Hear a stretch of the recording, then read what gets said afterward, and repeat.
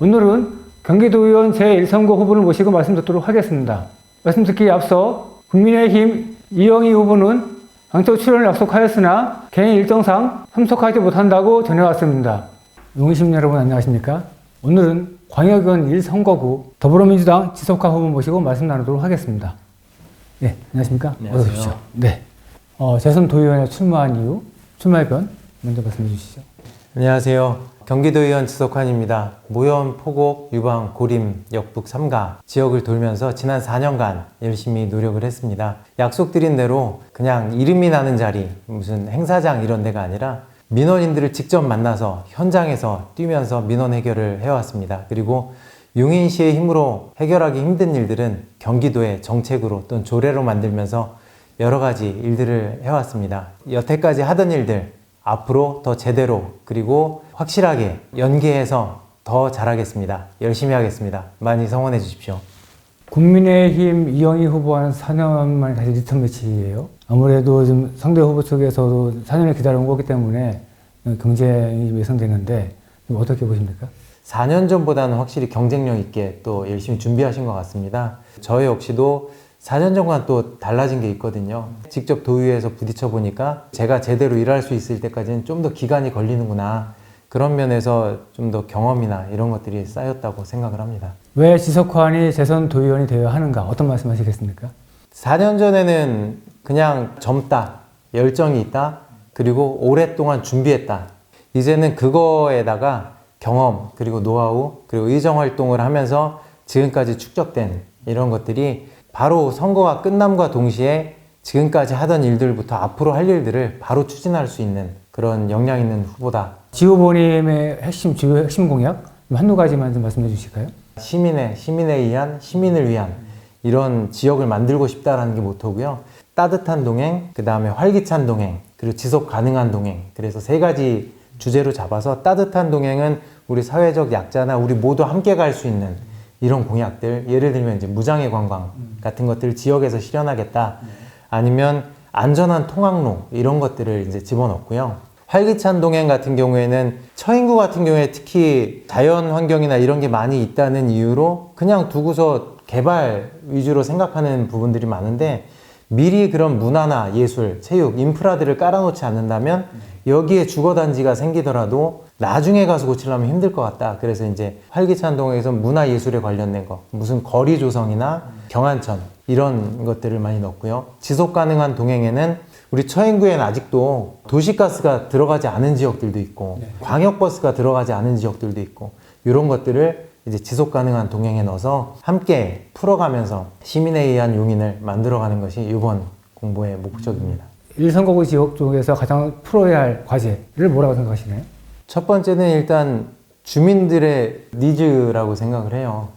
경방이 있던 자리죠. 거기 물류단지 들어올 때 그 안에 물류단지가 들어올 때 우리가 그 물류단지가 들어옴으로 인해서 나타나는 피해 상황 때문에 반대를 했었거든요.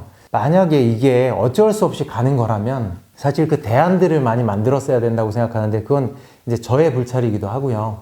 제가 조금 더 역량이 있었더라면 생활이나 어떤 문화, 어떤 도서관이라도 이런 인프라들을 그걸 통해서 얻어낼 수 있지 않았을까. 지금에 있는 우리 국제물류 4.0 같은 경우에도 도로 문제들이 항상 제1번으로 걸리잖아요. 마평동, 유림동 쪽으로 직통하는 도로를 뚫겠다라는 어떤 보관들이 나와 있는데 계획안이 나와 있어서 도로가 들어왔을 때 그 계획대로 되더라도 그 계획대로 됐을 때 교통이 해소된 적이 생각보다 많이 없습니다.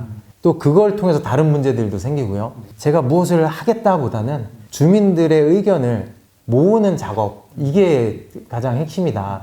그러면 그 저간에는 단순하게 도로로서는 이 교통난을 해소할 수 없다라고 보고 계신 거죠? 지금 여러 가지 이제 고시가 된 것들도 있고요. 또 여러 가지 보관들이 있는데 예를 들어 포곡 IC 쪽으로 해서 그 연결되는 도로들을 확장하는 문제랄지 57번 국지도를 국가에서 해야 되는 거지만 뭐 국제물류를 통해서 직접 개통하는 거랄지 수포교를 일단 넓혀가지고 해결해 보자는 이런 것들도 많이 있는데 공사를 하고 나서라도 예상치 못한 그런 일들이 있을 수 있거든요. 그냥 어떤 도로를 뚫었으니까 이제 해결될 거다라는 것보다는 같이 지속적으로 머리를 맞대고 풀어가야 된다고 생각을 하고요.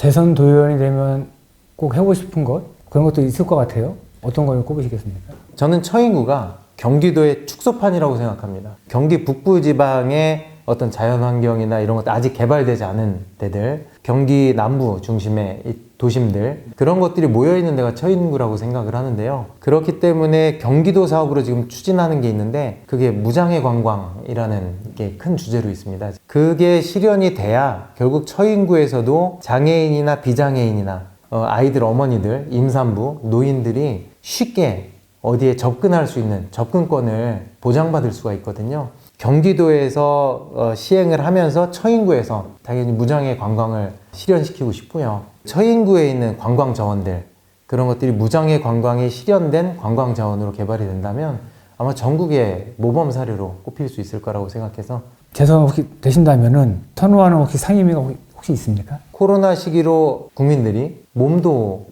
이제 불편해졌지만 그것들을 치유할 수 있는 건 정신적인 면도 필요하다고 생각했는데 그게 문화체육 관광이 어느 정도 기여를 할 수 있을 거다라고 생각을 했어요. 근데 결국에는 경기도 예산 중에 제일 먼저 문화체육 관광 예산부터 깎이면서 다른 지원으로 나가더라고요. 그런 부분들에 대해서 구상들은 많이 하고 아직 실현하지 못한 게 있어서 문화체육관광위원회에서 경험하면서 또는 구상했던 것들을 한번 실현해 보고 싶습니다. 끝으로 유권자들에게 마지막 한 말씀 하면서 마무리하겠습니다. 시민 여러분 안녕하십니까. 어떻게 이렇게 방송으로 찾아뵙게 됐는데요.